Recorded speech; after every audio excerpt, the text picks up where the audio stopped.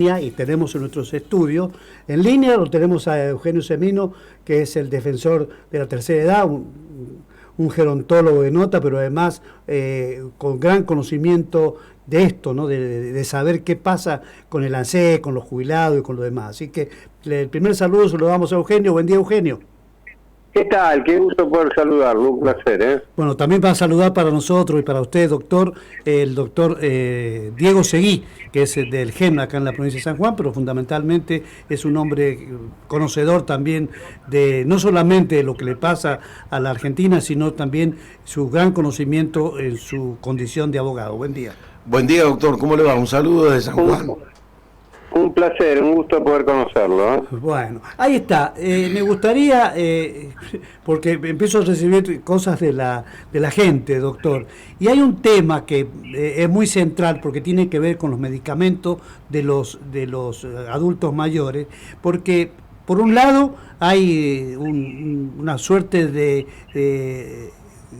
dádiva, le llamo yo, que es la entrega de medicamentos sin cargo, que finalmente los jubilados están pagando otras cosas mucho más graves, que es pagar con la inflación lo que no tienen para pagar los remedios. Entonces la gente está preguntando, doctor, concretamente, ¿cuál es el límite que tiene el jubilado para sus medicamentos? Porque se ha dado casos de que contestan directamente los funcionarios, que en un cartelito dice, usted completó el límite. ¿Hay algo para que la gente pueda reclamar, doctor? Sí, por supuesto. A ver, nunca existieron los medicamentos gratis para los jubilados, como anunciara el holograma presidencial a principios de fines del año 19, cuando asume en diciembre del 19, esa consigna de medicamentos gratis, que la sigue repitiendo, repitió el ministro de Economía a anunciar el último reajuste de jubilaciones. Los medicamentos para los jubilados, para los adultos mayores, son gratis. Bueno, esta es una mentira mantenida en el tiempo, y se trata de lo siguiente. PAMI siempre tuvo un programa de medicamentos por vía de excepción para aquellos jubilados que ganan la mínima, que no tienen otro tipo de ingreso y que consumen varios medicamentos.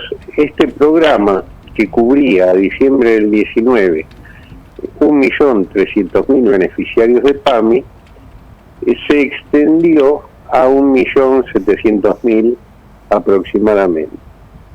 Pero en realidad lo que implica el programa en sí mismo es el 100% de hasta 5 medicamentos de uso habitual. No tiene que ver con medicamentos para atender patologías complejas, ni nada de eso. Y el sexto, el noveno, el octavo medicamento, aún el que está comprendido dentro de ese segmento de los de vía de excepción al 100%, los tiene que pagar. Vale decir que en realidad solo se incrementó el padrón de quienes podían recibirlo con esas características, pero no todos los medicamentos, hasta 5 medicamentos, y le voy a decir que son de los medicamentos de menor costo. El resto, los beneficiarios de PAMI, que son 5 millones, los siguen pagando al 50% de descuento, los de uso general, de uso habitual, y los que cubren patologías crónicas con el 80% de descuento. Esta es la realidad. Ahora, ¿qué pasa? Los medicamentos vienen aumentando bastante más con la inflación que la inflación. El primer contrato que firmó PAMI este año, como lo hace habitualmente, es con la industria del medicamento, con los costos que también, como ocurre año a año, con los costos que fija la propia industria. La industria del medicamento, desde hace muchísimos años, concretamente desde el año 97, es una de las grandes financiadoras de las campañas electorales presidenciales en Argentina. Y la fuente principal de financiamiento, porque es un 35% del mercado, es el PAMI. Esto lo instituyó allá por junio del 97 Carlos Víctor Alderete, que muchos lo recordarán, claro, en la gestión de Menem, ¿cierto?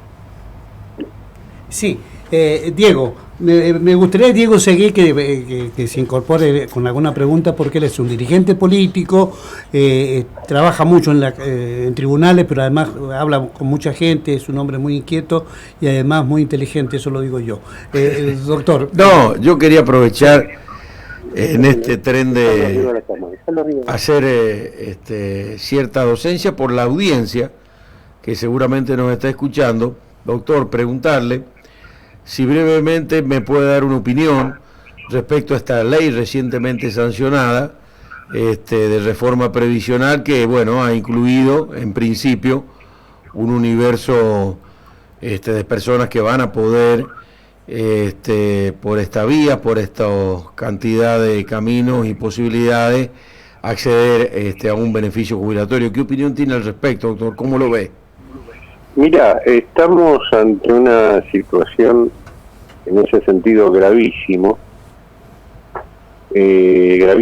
porque precisamente lo que estamos hablando es una nueva moratoria, ¿no? Exactamente, a eso me refiero, y poder explicarle a la gente que a ese universo de gente que está con alguna expectativa, ¿no? Doctor. Sí, perdón, se entrecortó. Sí. En la moratoria en realidad no es nueva. La primera fue en el 2005 y por esas paradojas de la política argentina la protagonizó el actual ministro de Economía, en aquel momento responsable de ANSES, porque se hace operativa en el año 2006, año preelectoral, y en realidad en esa moratoria, que incorporó 2,5 millones de ciudadanos que no tenían la cantidad de aportes necesarios para acceder al beneficio jubilatorio, sí tenían la edad, tiene en sus considerandos una particularidad repetida en Argentina. Fue excepcional y por única vez en razón de la crisis del 2001. Claro, sí. Ahí el debate, me tocó participar como defensor y fui contradictor de Massa en ese momento, lo sigo siendo hoy, pero el tema central no era que estuviéramos en contra de la moratoria en sí mismo, porque la gente necesitaba tener un beneficio. Lo que se debatió muy fuertemente era quién lo financiaba ese beneficio. Claro. Había dos posiciones, la del oficialismo, que es la que triunfó obviamente, y algunos otros que planteábamos una opción distinta en cuanto al financiamiento.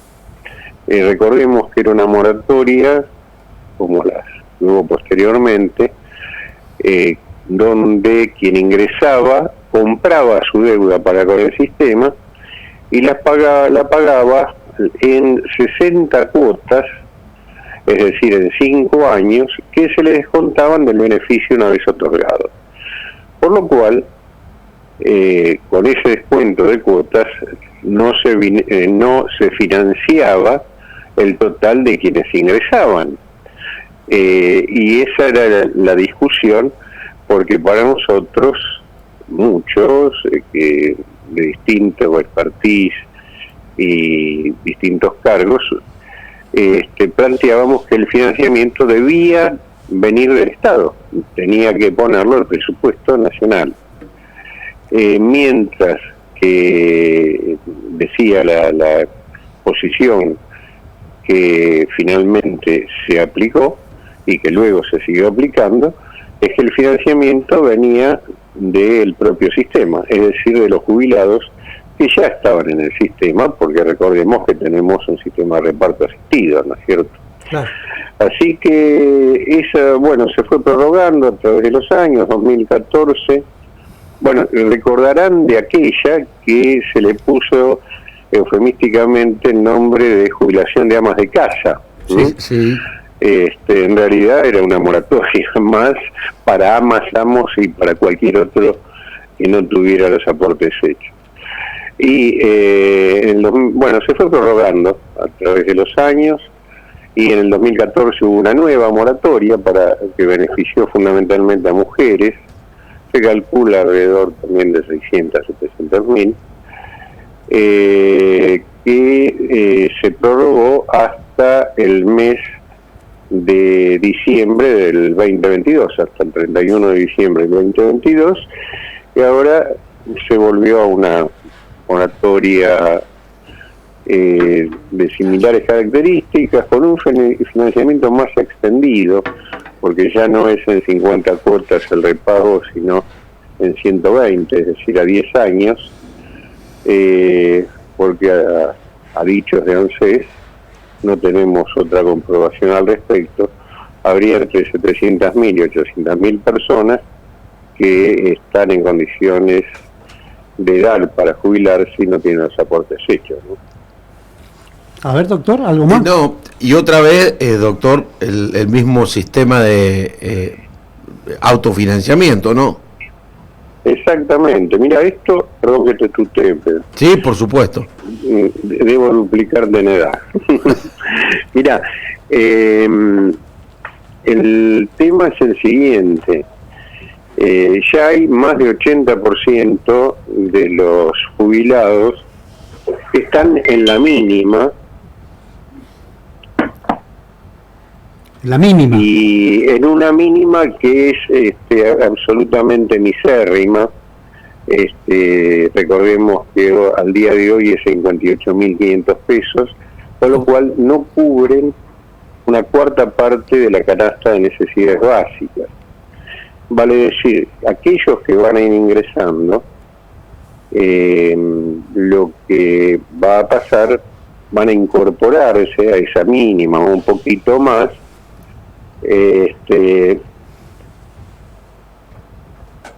por lo cual lo que se hace es, con una torta cada vez más chica, sentar más comensales a la mesa, por lo cual lo que estamos desfinanciando aún más al sistema y mostrando que nunca al día de hoy, desde aquella crisis del 2001 y desde la primera moratoria del 2005, se debatió en serio cuál es el problema en términos de lo estructural del sistema de seguridad social, que ya a mi criterio no estamos hablando de un sistema de previsión. La previsión se basa en la historia laboral de las personas, en la proporcionalidad y la equidad.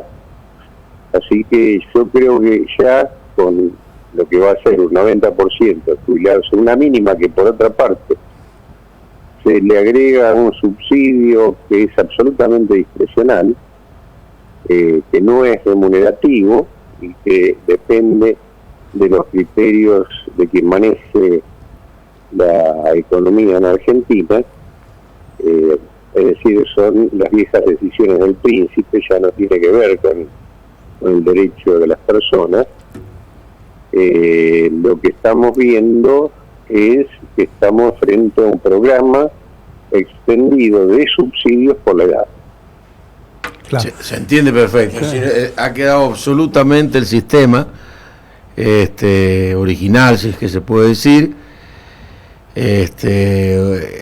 absolutamente distorsionado. Estamos, es muy buena la descripción que usted dice, porque para que lo entienda los beneficiarios, lo que se ha hecho es, en el afán de ensanchar los beneficiarios, achatar a un nivel del 80 al 90%, me dice, doctor, usted, en la mínima. Sí. Un universo Sí, del sí. 80 al 90%. Efectivamente, la titular de ANSES cuando anunció el último reajuste con el ministro de Economía, refirió que iban a recibir el bono el 86% de los jubilados, por lo cual esto implica que esa gran mayoría están en la mínima o un poquito más de la mínima, pero nada tiene que ver ese haber con lo que es su historia laboral, aún faltándole años, ni tampoco, y mucho menos, con la cobertura de su canasta de necesidades básicas, que era 151.000 pesos al mes de octubre del año pasado, con gastos de vivienda. Y hay un dato más que es para tener en cuenta, y perdón por mi tos, tengo una gripe significativa. Decía que hay un dato más que tenemos que advertir. El haber jubilatorio viene cayendo, para no irnos a historias lejanas, en los últimos 5 años, vía la inflación, en forma permanente, ¿no? Recordemos que el actual presidente hizo su campaña diciendo que la pérdida que habían tenido las jubilaciones y pensiones durante el 18 y 19 respecto a la inflación, que eran casi 20 puntos, él las iba a solucionar, lo bien asumiera, vendiendo las LELIQ. Exactamente, ese fue el anuncio de campaña y de los primeros antes de iniciar el 10 de diciembre su gobierno. A eso me iba a acordar, sí. Exactamente, y fíjense que no solo las LELIQ no se vendieron, sino que se reprodujeron, lamentablemente para los argentinos, por miles. Y sí, lo que ocurrió es que se suspendió esa ley de movilidad que generaba hacia el primer semestre, sobre todo del 2020, algún tipo de recomposición, porque tenía un componente importante que era la inflación.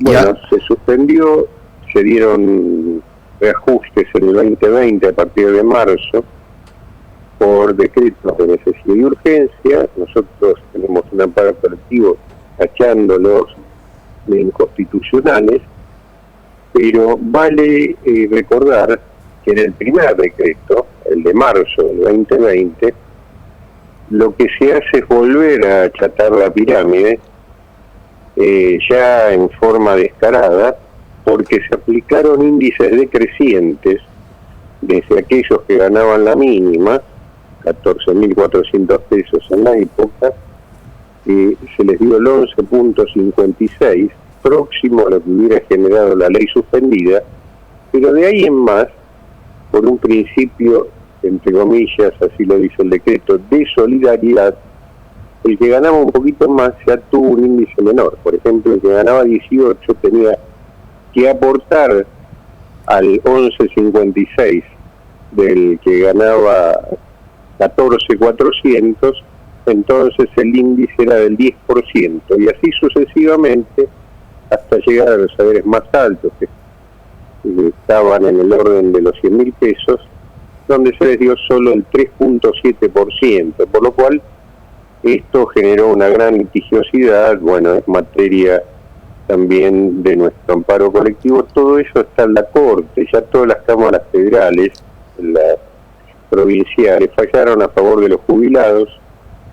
Nosotros llegamos por persalto a la Corte y bueno, esperemos que algún día se resuelva. Pero lo cierto es que se iba precipitando ese plano inclinado de pérdida de poder adquisitivo de los saberes jubilatorios, y con la nueva ley, que no incluye, más allá de la opinión de quienes fuimos invitados a la bicameral a poder exponer, no incluye la variable inflación, por lo cual, más allá de los dichos de Heller y la diputada Vallejo, que fueron quienes los defendieron, diciendo que no iba a haber inflación y que iban a ganar los jubilados, desgraciadamente ese plan inclinado hoy ya no es una pendiente, sino que es caída libre. Fíjense qué pasó el último año. Del 1 de enero del 2022 al 28 de febrero del 2023, 14 meses, el reajuste de jubilaciones y pensiones, el total fue el 72.5%. En el mismo periodo la inflación es del 100% por lo menos, ¿no es cierto? Vale decir que quienes no recibieron bonos, que son 1.200.000, perdieron neto casi 30 puntos de poder adquisitivo solo en este año pasado, en el 2022, y el resto, quienes recibieron bonos, perdieron entre el 10 y el 20% según la cantidad que han recibido en pesos conforme los bonos respecto a lo que cobraban al momento de recibirlos. Por eso vemos que esta tendencia el doctor Massa y el doctor Rubinstein la siguen profundizando precisamente, y lo señaló Gabriel Rubinstein hace pocos días antes de ir a Washington. El ahorro real que se venía haciendo, el ahorro entre comillas, era sobre los fondos de jubilación y pensiones, ya que en el 2020 llegaban a ser el 9% del Producto Bruto Interno, hoy están en 7,5 puntos. Vale decir que el único ahorro que ha hecho el gobierno es sobre la vida de los jubilados, los pensionados y las personas con discapacidad, que son 1 millón que reciben las pensiones no contributivas. ¿Y por qué las incluyo? Porque su haber, esa pensión es el 70% del haber mínimo jubilatorio, es decir, al día de hoy alrededor de 40.000 pesos. Qué bárbaro. Ahora, por eso usted, doctor, hace unos días atrás pidió un monto, una cifra, digamos, de 50.000 pesos que se incorpore directamente al jubilado, ¿no es cierto? Sí, nosotros pedimos ya en febrero, a principios de febrero, y lo reiteramos, que se le pague por lo menos una suma fija a todos los jubilados de 50.000 pesos. Porque la situación es desesperante, no pueden comer. Hoy, cosa que en 35 años de ontólogo nunca vi, nosotros hacemos atención directa, tenemos 200, 300 personas por día. Hoy no se consume el medicamento conforme la prescripción del médico, sino conforme lo que tiene en el bolsillo el jubilado para poder comprar. Claro. Se administra las dosis conforme lo que puede comprar. Obvio. Es un verdadero disparate. Y planteamos a su vez esos 50.000 pesos como suma fija, y a todos los jubilados, habría que sacarlo de lo que también se viene liquidando desde el 2008 a la fecha, del Fondo de Garantía y Sustentabilidad, que fíjense lo poco que queda de ese fondo, el 73% son papeles, lo está utilizando ANSES, el gobierno, Massa, en la timba, perdón por la expresión, del mercado del dólar paralelo, del dólar blue, o de lo que el mismo gobierno llama el dólar ilegal. Es decir, está utilizando esa plata que, según la ley constitutiva del fondo, es para cubrir la pérdida de poder adquisitivo de los beneficiarios en situaciones críticas, la está utilizando en esa ruleta del mercado definido por ellos mismos como ilegal, ¿no es cierto? Y doctor, acá me está preguntando la gente que cuál es la manera de reclamar judicialmente el total abandono que hace el PAMI, no respetándole la lista de medicamentos que le ha indicado el médico, y que el médico de cabecera dice que eso se decide en Buenos Aires. Mire, el PAMI estamos en un problema grave, porque ahí estamos hablando de general lo que sería un tipo legal si se podría aplicar al respecto de un abandono de personas, ¿cierto?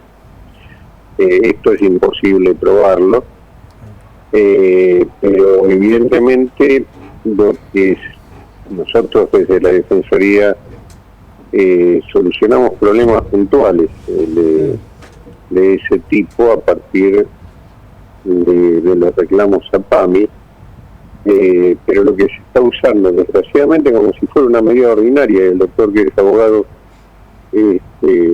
obviamente lo puede estar mejor que yo. Si bien fue mi primer carrera de grado, ya soy un dinosaurio en la profesión. Se utiliza el amparo, ¿no? El amparo se ha convertido en una medida ordinaria al respecto, cosa que es un verdadero disparate, pero que habla de la situación del sistema, ¿no? Claro. ¿Algo más, doctor, para preguntarle? No, que quede claro, me parece que el doctor lo ha expresado muy extensa y fundadamente, esto que es gravísimo, que es lamentable, ¿no? Que hemos quedado en manos de la arbitrariedad del Poder Ejecutivo, en la persona del presidente, a través de decretos, la recomposición de los haberes remunerativos. Entonces, es espantoso estar en algo que es la falta de previsión. Si hay algo que le puede agravar ya definitivamente la situación delicada de un jubilado, es la falta de previsibilidad. Directamente yo creo que eso es un golpe. Ya entramos, sí, yo coincido cuando el doctor caracteriza como abandono de personas al tema sanitario, pero el haber remunerativo, también, no poder imaginarse en el futuro para una persona adulta a través de una ley que ajuste por inflación y que quede en manos, como se dice en términos doctrinarios, en manos del príncipe, porque claro, se dice así para que la audiencia lo entienda, porque no estamos en manos de la ley. Claro. La ley lo que hace, el objeto de la ley es establecer previsibilidad. La recomposición en un país, termino con esto, y por eso digo que el doctor lo ha explicado muy bien, en un país con inflación, la expectativa de mínima que puede tener tanto un trabajador, pero fundamentalmente un jubilado, es que sus ingresos no van a verse disminuidos por el efecto de la inflación. Por eso hay que incorporar el tema. Y por eso el doctor ha explicado muy bien esto que aparece graciosamente, publicado en decretos como bonos. En fin, es lamentable, básicamente el dinero en el bolsillo que queda de los jubilados. Y este tema en la relación con el PAMI, el doctor lo ha dicho muy bien, es decir, todos nos acordamos que puso mucho énfasis el actual presidente, criticando esa generación del ELIC para financiar el gasto del Estado a través del sistema financiero, con que él aseguró definitivamente que los jubilados no iban a pagar un peso por sus medicamentos. Claro. Eugenio. Es una cosa espantosa. ¿Eugenio? Sí. Sí, la reflexión de Diego Seguí, concretamente para que esta audiencia sanjuanina sepa la necesidad que hay de incorporar un debate muy claro en esto y terminar con una asimetría brutal en la que estamos inmersos, y que por cosas complementarias graves, como es el caso de Rosario, Santa Fe, uno tiene que estar quizá dejando de hablar de estas cosas que son muy necesarias para un jubilado que está esperando respuesta siempre, ¿no? Sí, yo creo que el debate de fondo que se debe la política como tal, y que no aparece en la agenda, sigo poco el tema político, salvo la lectura de diarios y eso, es el financiamiento del sistema, ¿no? Nosotros hoy tenemos un sistema de reparto asistido, donde la mitad del ingreso proviene del trabajo, aportes y contribuciones. Ahí tenemos un primer gran problema, 50% del trabajo no registrado, trabajo en negro, por lo cual aporta cero. Y de la otra mitad, que son impuestos, el único que hoy está poniendo su porcentaje, que es el 11% mensualmente en la seguridad social, es el más regresivo, el que más afecta a los pobres, que es el IVA. Lo que ocurrió en el mundo ya a partir del envejecimiento de las pirámides, ya en los 80, fines de los 80, es que se reemplazaron el financiamiento de impuestos al consumo por el financiamiento de estos sistemas por rentas, ¿no? Es decir, pues, en los países escandinavos apareció financiando muy fuerte la renta petrolera, Finlandia, sí. Noruega, en otros lados la renta minera y Canadá. La renta financiera, ¿no es cierto? Claro. Doctor Eugenio Semino, muchísimas gracias por estos minutos. Le agradecemos infinitamente este contacto con nosotros. Bueno, y el acompañamiento que tenemos con Diego Seguí, que es un abogado que permanentemente está con la gente, y es un dirigente político justamente que trabaja ahí mucho. Así que agradecido por estos minutos. Gracias, Eugenio. El agradecido soy yo, un placer haberlo conocido a Diego, y espero que poder verlos. Me tiene prometido Carlos un vino blanco sanjuanino desde hace tiempo, así que sí, claro. Y un asado sanjuanino. Compromiso, Y un asado sanjuanino. ¿Hay alguna posibilidad que usted venga a San Juan, doctor? Tengo que ir. He ido bastante a Mendoza y a San Juan hace casi un par de años que no estoy por allá. Acá lo esperan varias botellas, entonces, lo que usted está diciendo. Igual se las puede llevar la botella, por supuesto, no significa... Igual le van a llegar. Claro, por supuesto. Las traigo puestas, no hay problema. Gracias, Eugenio. Un abrazo grande, el mejor deseo. Hasta luego.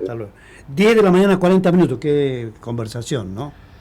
Eugenio siempre, la claridad, la experiencia que tiene, el conocimiento, la profundidad, pero además la práctica, porque estamos hablando, para que la gente lo entienda, no de un académico, sino lo que acaba él de ratificar. En la Defensoría Oficial se atiende diariamente 500 personas, con problemas puntuales. Entonces eso le da, me parece que una autoridad moral para hablar del tema muy sólida. Claro. Y vamos a incorporar, doctor, ¿qué le parece alguna presentación que tengamos que hacer, como dice él? Seguramente el beneficiario, el jubilado, con la patología que tiene, la agrega de los medicamentos que está solicitando, y bueno, eso se planteará. Por supuesto, sí, él habla, el mecanismo del amparo. Pero mucha gente nos va a estar pidiendo eso. Claro, y el amparo que tiene esa característica colectiva, una vez que resuelve el problema individual, le obliga, digamos, en este caso a la administración pública, a ser extensivo el efecto de la cuestión, que es lo que dice él, es en realidad una cosa que excepcional, pero se ha convertido en ordinaria. Pero mira, antes de irme del tema, dijo algo muy valioso el doctor, cuando él dijo la moratoria del 2005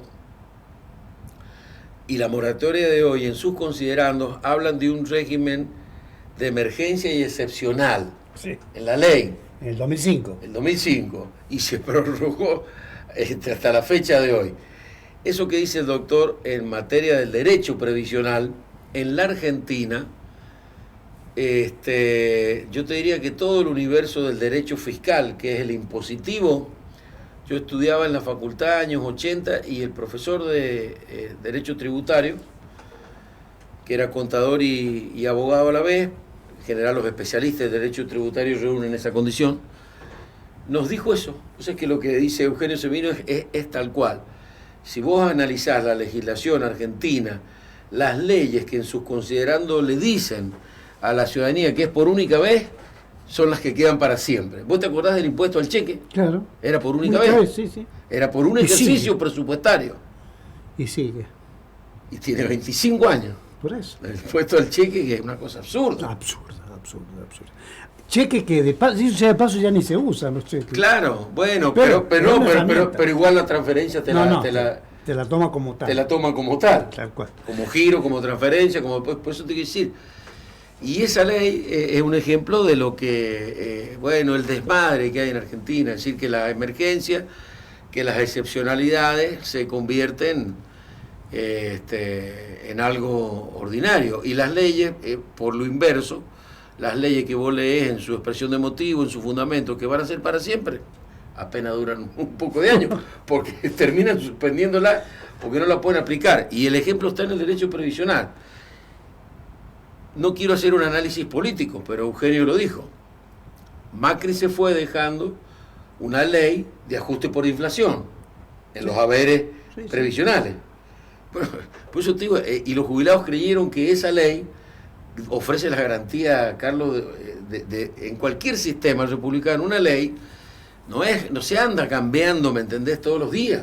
Pero entonces esa es la tranquilidad. Entonces vino este gobierno, derogó esa ley y pasó a lo que dice Semino, a términos de arbitrariedad, ajustes, digamos, por una cuenta que hacen, que incluso cada vez, porque si la arbitrariedad al menos para el jubilado no va a entrar en una discusión doctrinaria el jubilado lo que quiere es lo mismo que lo hablábamos los otros días, Carlos, antes que empezara el conflicto docente. ¿Te acordás que yo te dije, antes que empezara?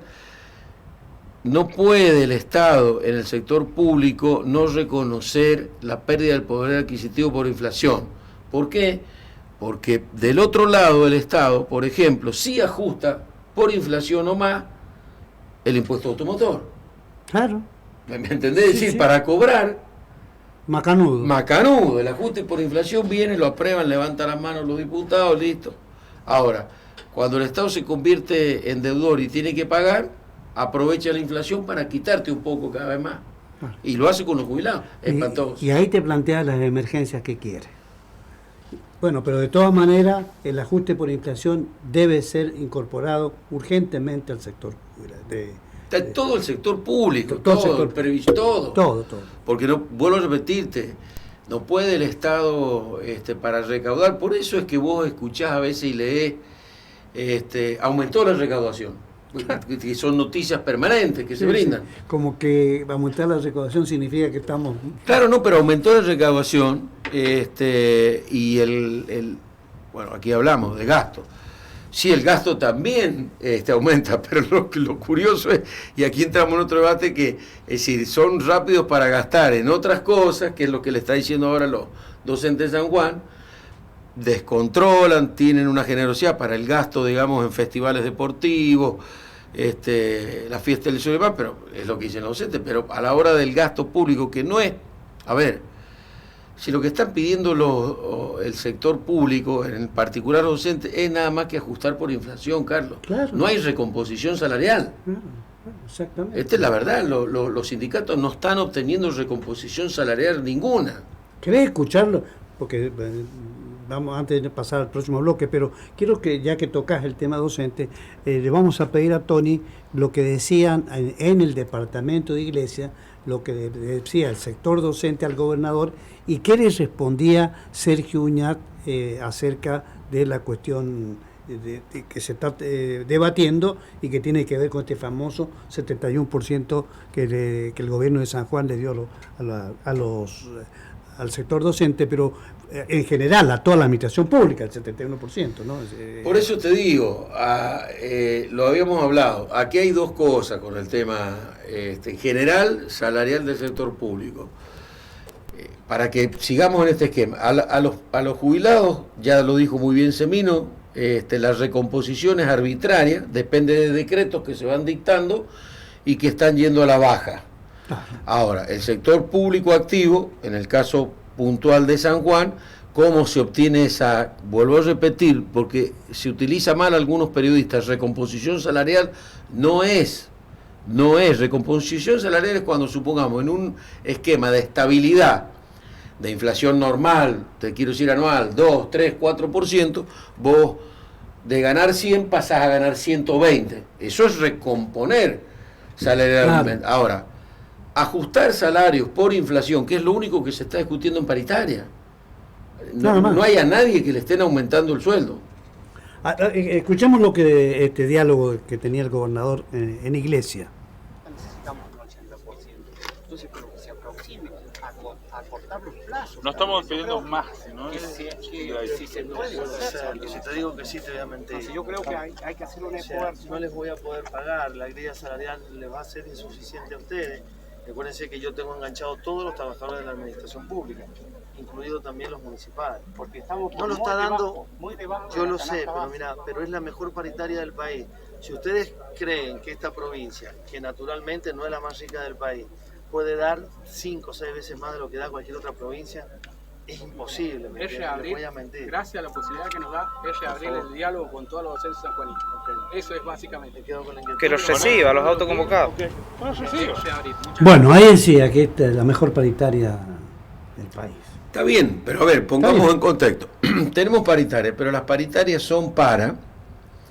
Va a ir una de cal y una de arena. Las paritarias que en el caso, para hablar concretamente de San Juan, están sentando, en este caso a la patronal, con el sector de los empleados patronales del Estado, en la persona de la ministra, que delega el gobernador, ¿no es cierto?, para manejar salarios.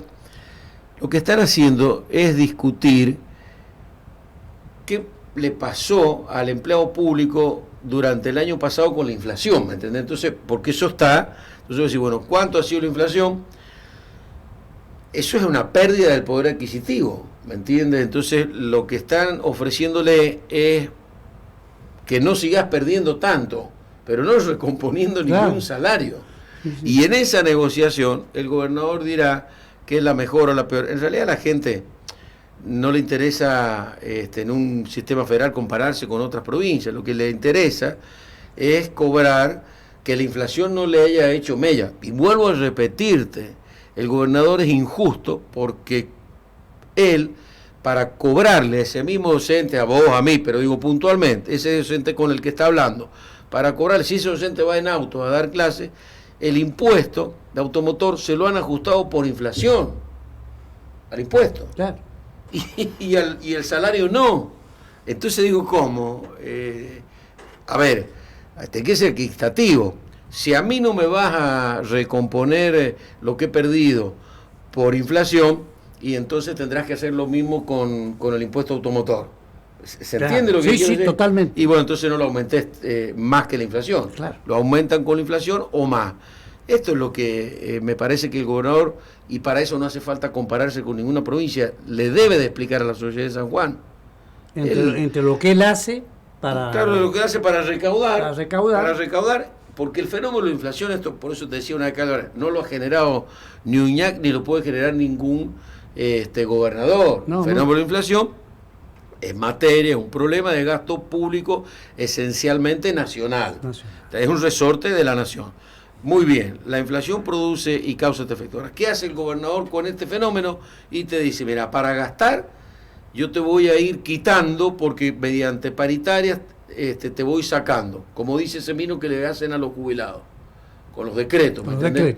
De esos decretos que te dan bonos. Cada vez menos que la inflación, te alcanza menos. Entonces eso hace Uñac con todo el sector público.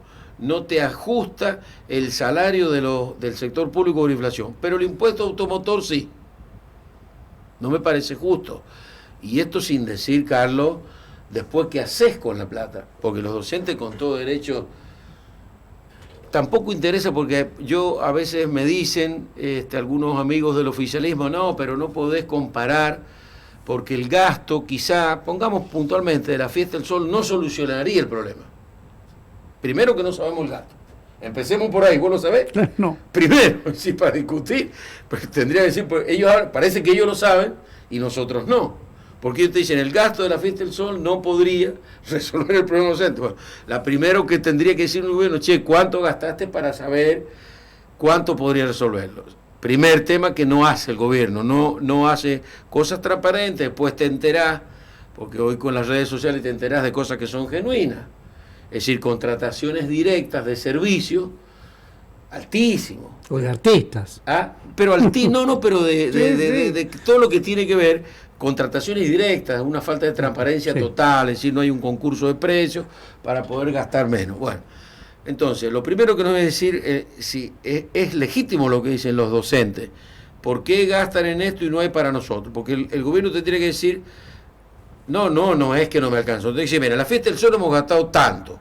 Muy bien, entonces dirán, eso no alcanza para una recomposición del sector público total. Ahora, más allá de la discusión económica, Carlos, está lo moral. En ninguna casa andan haciendo una fiesta, ¿me entendés? Una gran fiesta el fin de semana, todos los fines de semana, si no hay para pagar la luz, porque se va a acabar el frío de la heladera. Claro. Si no sé qué parte no entiende. Lo que le está o se hacen o son. Porque lo que le está diciendo los docentes no es la plata de la fiesta. Eso es, ellos no le están diciendo esa plata venga para acá. Lo que le están diciendo es que hay prioridades. Y las prioridades, si no las entienden, y va a haber que hacérsela entender en las elecciones, porque las prioridades son las que establece la Constitución, Carlos. Ese es el concepto. Pero ¿para qué entonces está la Constitución? Ahora, yo no estoy diciendo que no se hagan... Ahora, hay prioridades. Vos tenés que tener docentes. ¿Por qué? ¿Y por qué? Porque, mira, no quiero ser ave de mal agüero, pero vos lo has visto ya en varios gobiernos. ¿Cómo termina esto? Enfrentando sanjuaninos con sanjuaninos. El gobernador, en vez de haber esperado el inicio de clase, esto lo tendría que haber resuelto en diciembre, Carlos. Yo también siempre lo he dicho muchas veces, en diciembre. ¿Por qué? ¿Qué le queda al trabajador docente? Ir al paro, ¿no es cierto? No le queda otra. El paro es un derecho también constitucional reconocido, le queda el paro. Entonces, enemista, en el curso del tiempo, con los padres, ¿no es cierto?, que tienen que ir a trabajar, llevar a sus niños a la escuela. El sistema, ¿no es cierto?, educativo tiene que garantizar una cantidad de clases, entonces eso se empieza a tensionar. Y esto termina... se empioja todo. Se empioja. ¿Y cómo termina esto? El gobierno judicializa, vos lo has visto en San Juan, muchas veces judicializa el derecho, ¿no es cierto?, educativo de los alumnos, se arroga la representación, entonces el gobierno interpone un amparo, ¿me entendés?, para obligar a los docentes a cumplir. Descontándole por eso y aplicando la variante de día trabajado, día pagado. Que falta, es la demostración de la incapacidad del gobernante, total. Absolutamente. Total. Porque, ¿me entendés?, es la promesa autocumplida. Vos esperaste el día de inicio de clase sabiendo lo que se venía. Sabiendo que en diciembre no sé, pero si los pronósticos de inflación para este año ya lo sabemos, Carlos, podemos errarle en nada, 5, 6, 7%, pero todos sabemos que otra vez va a haber una inflación del 100% o más. Entonces te tenés que sentar en diciembre y garantizar ese ingreso. Y lo que viene diciendo la gente en nuestro correo, ¿no?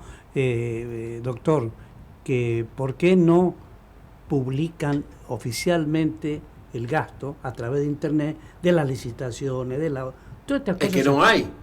Por eso no lo publican. Claro. Entonces te enterás después, porque así es el mundo moderno, digamos. Pero sería bueno, creo que Macri lo aplicó a eso. Pero claro, pero vuelvo a repetirte, el tema es, yo mismo, te estoy hablando, hace muchos años cuando dejé de ser diputado, dejé un proyecto de ley para que incluso no era propio como autoría intelectual, sino que era de fundaciones que tienen que ver con la transparencia. En aquel entonces la presidía Moreno Campo. Claro.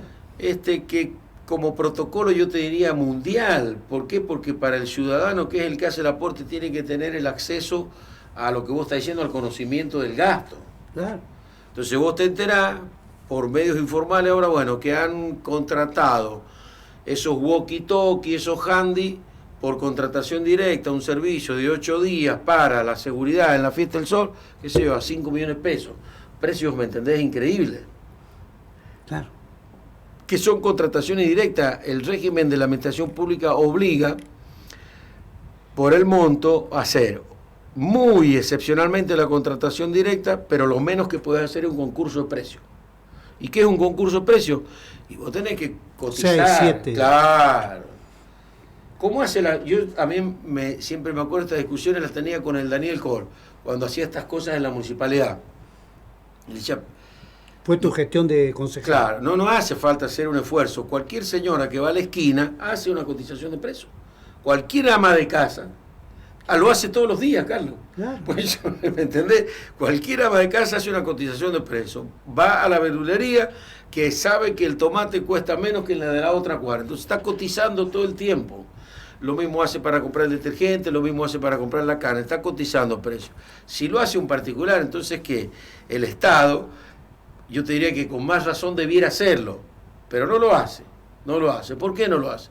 Porque entonces ahí aparece, y yo no quiero entrar en una discusión antipática, Carlos, de decir, no, hay que discontinuar la fiesta del sol. No, esto es como cuando, viste, te dicen la minería, no, porque te llevan a ese extremo. No, lo que queremos es saber absolutamente todo el gasto y que el gasto se haga de una manera razonable, transparente, racional. ¿me entendés? Eso es lo que le están diciendo los docentes. Los docentes nadie está diciendo, porque ellos te dicen o fiesta del sol o salario. Eso no es la discusión, o fiesta del sol o salario. Nada que ver. No, nada que ver. Nada que ver, esa discusión es ridícula, absurda, yo te diría infantil. Lo que es cantidad de días de clase, Carlos. Esa es obligación, ese es el amparo y la dirección correcta. No el que puede venir de hacer ir los trabajadores a cumplir. El amparo correcto, el que la justicia tendría que tener la responsabilidad de atender y resolver es a un padre que quiere que sus hijos, porque es un deber de tenerlo, ¿no es cierto?, para el Estado de darlo, y es un derecho para el educando, así tiene que garantizárselo. ¿Y quién se lo garantiza? Dice la Constitución, el Estado. Entonces la ministra de Educación, la de Hacienda, en las personas del gobernador, tienen que decir, bueno, hay tantos días de clase, tiene que garantizarme eso. ¿Cómo? Bueno, la recomposición está por pérdida remunerativa, por inflación, y lo tiene que resolver en diciembre. Tal cual. 10 de la mañana, la 11. Esto es Los Intocables, 27 grados 3 décimos la temperatura. Hemos dado este bloque muy importante porque hemos tocado nada más y nada menos lo que le está pasando a los adultos mayores, lo que le está pasando a jubilados y pensionados de todo el país, ¿no? Porque no estamos para nada en contra de que se incorporen vía moratoria a personas que no han completado seguramente los aportes, pero que naturalmente están necesitando. Ya tienen los años. Y como el gobierno, claro, y como el gobierno no está haciendo nada alternativo para resolver otras cosas que son más de fondo, bueno, estamos en un escenario totalmente claro, 800.000 personas son las que van a poder jubilarse. Bueno, esto es así, felicitaciones, pero sepan que van a ingresar a un colectivo de pobreza, de indigencia, y bueno, y de esto que planteó Semino, ¿no? Así que 11 de la mañana, brevísima pausa, ya seguimos, estamos con Diego Seguí acá en el piso de la radio, inaugurando lo que es Los Intocables a través de Radio Alas y a través también de su canal de YouTube.